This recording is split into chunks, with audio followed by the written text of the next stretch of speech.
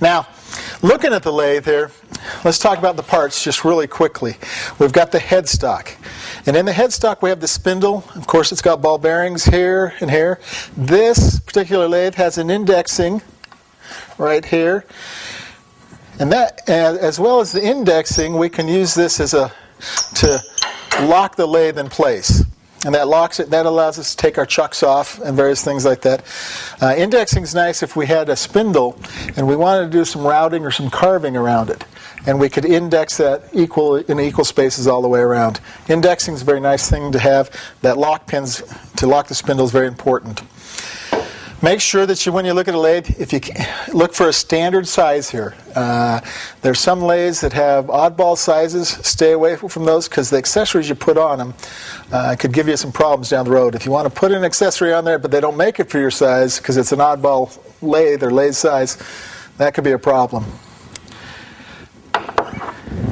Now here's our drive center. On our drive center, we've got, this is called a 4-prong drive center. And notice how the center is longer. That's always important. But the back end of this is probably, as far as your lathe goes, this is a taper. This is a number 2 Morse taper. And that'll mate into this Morse taper here. And that'll allow it to be driven. Okay, and this is for driving spindles, square stock. Now,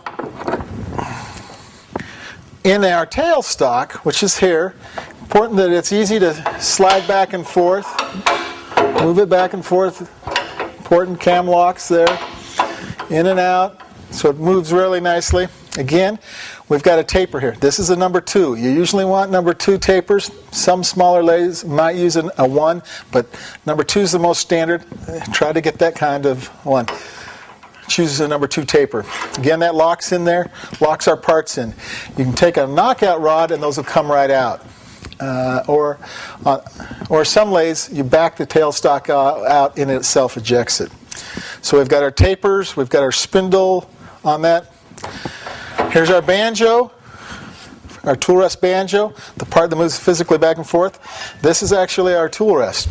Now, we'll have different lengths of tool rest. This one's a 12, that's most common, and you'll have probably a 6 inches, the other most common one for smaller projects. On your mini lathes, you usually end up with just a 6-inch tool rest and not a 12. A 12 is just too big for a mini lathe. Make sure the switches are accessible, and it's easy to change the motor.